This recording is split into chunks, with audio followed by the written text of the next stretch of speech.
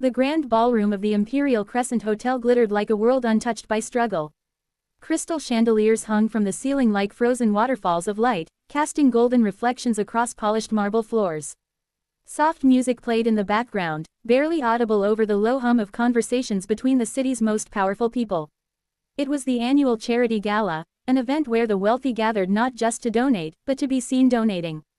At the center of it all stood Mr. Zaid Karim. He was a man people spoke about in hushed admiration and quiet fear. A self-made billionaire, known for his sharp mind, ruthless business decisions, and an almost legendary lack of empathy. To many, he was an inspiration. To others, he was a reminder that success often came at the cost of softness. Dressed in a perfectly tailored black suit, he held a glass of sparkling water, observing the room like a king surveying his kingdom. "Another successful year," one of his associates said, stepping beside him. "We've already crossed last year's donations." Mr. Karim gave a small nod. "Good. Make sure the media knows." Before the associate could respond, a subtle disturbance near the entrance caught their attention. A little girl had just walked in. She didn't belong there. That much was obvious. Her dress was clean but simple, far from the designer gowns worn by others. Her shoes were slightly worn out, and in her small hands, she carried a violin case that looked almost as old as she was. People began to whisper, "Who let her in? Is she part of the entertainment? She looks like she came from the street." The girl ignored the stares. Her eyes scanned the room, not with fear, but with quiet determination. She walked straight toward the stage. Security hesitated but didn't stop her, perhaps assuming she was part of the program. Mr. Karim watched with mild curiosity, a faint smirk forming on his lips. "This should be interesting," he murmured. The girl stepped onto the stage, placed her violin case gently on a chair, and turned to face the audience. The room gradually quieted. She adjusted the microphone slightly, though she barely needed it. "My name is Aina," she said softly. "I'm here to play." A few people chuckled. Mr. Karim raised his voice just enough to be heard across the room. "Play," he said, amusement dripping from every syllable. "This is a charity gala, not a street performance." More laughter followed. Aina didn't react, she simply looked at him. "I know," she said calmly. Something about her composure made the laughter fade a little. Mr. Karim tilted his head. "And who invited you, Aina?" "No one," she replied. "But I heard you help talented children." That drew a louder reaction, some amused, some uncomfortable. Mr. Karim let out a short laugh. "Help, I invest. There's a difference." Aina nodded slightly, as if she understood. "Well then," she said, "consider this an audition." The boldness of her words surprised everyone. For a moment, Mr. Karim said nothing, then his smirk returned. "Fine," he said, raising his glass slightly.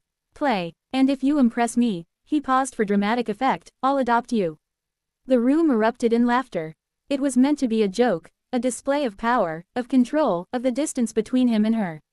But Aina didn't laugh. She didn't even smile. She simply opened her violin case.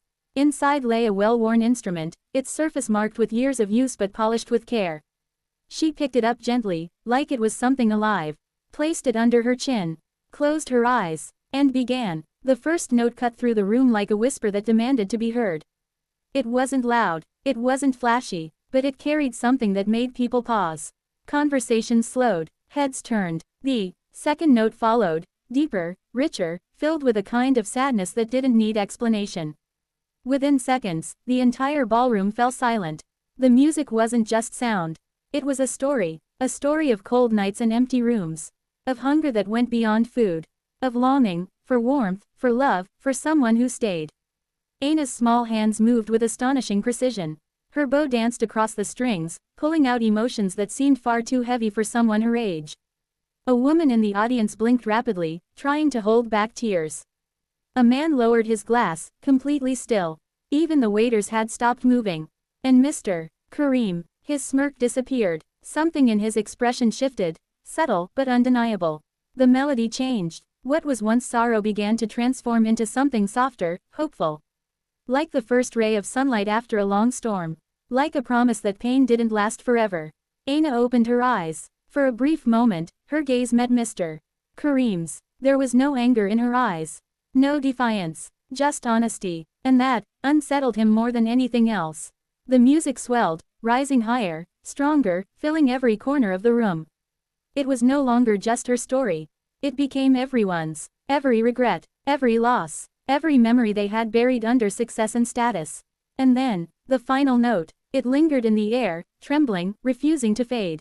Until finally, silence. No one moved, no one clapped, not because it wasn't worthy, but because it felt wrong to break what had just happened. Aina slowly lowered her violin. "Thank you," she said quietly. Her voice seemed almost too small for the moment she had just created. Then, a single clap. A woman in the front row. Then another, and another. Within seconds, the entire room erupted into applause. People stood up, some wiped their eyes, others shook their heads in disbelief. But Mr. Kareem, he remained still, not clapping, not speaking, just staring at her. Finally, he set his glass down and stepped forward. The applause slowly faded as people sensed something important was about to happen. He stopped just below the stage. "What was that piece?" he asked. Aina hesitated. "It doesn't have a name," she said. "My mother used to play it when I couldn't sleep." "And she taught you?" "Yes." "Where is she now?" Aina's fingers tightened slightly around the violin. "She passed away, 2 years ago." The words hung in the air like a heavy weight. Mr. Kareem swallowed. "And your father?" "I don't know." Silence again. "Why did you come here?" he asked, though he already knew. Aina looked around the room, the expensive dresses, the shining lights, the people who had laughed at her just minutes ago. Then she looked back at him. "I heard you help talented children," she repeated. There was no accusation in her tone. No bitterness. Just truth. And somehow, that made it worse. Mr. Kareem glanced at the crowd. At the faces that had laughed when he made his joke. At the faces that now looked at him differently. Judging. Waiting. He took a deep breath. For years, he had built an image, untouchable, unshakable, always in control. But in that moment, a little girl with a violin had done something no business rival ever could. She had made him feel. "You said I would adopt you if you impressed me," he began. A few people shifted uncomfortably. Aina remained silent. He shook his head slightly. "That was a joke," he said. "A bad one." The honesty in his voice surprised everyone, including himself. "You don't need someone to adopt you," he continued. "You need someone who believes in you." He turned to his assistant. "Find out where she's staying." The assistant nodded quickly. Mr. Kareem looked back at Aina. "From today," he said, "your education, your training, your future, it's taken care of."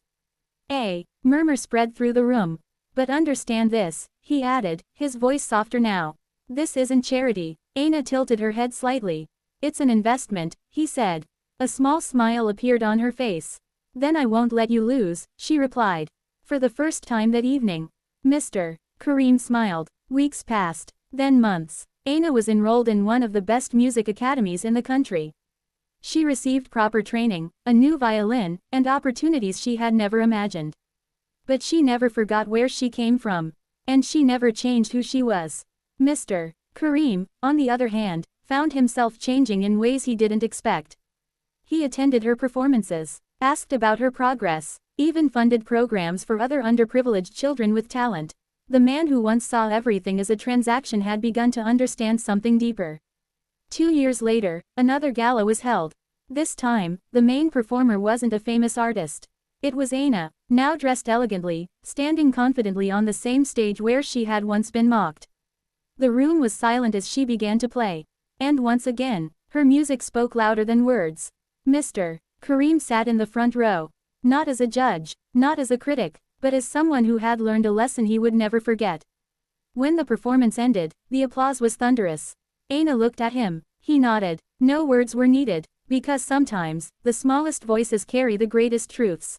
And sometimes, it takes a child's courage to remind the world what truly matters.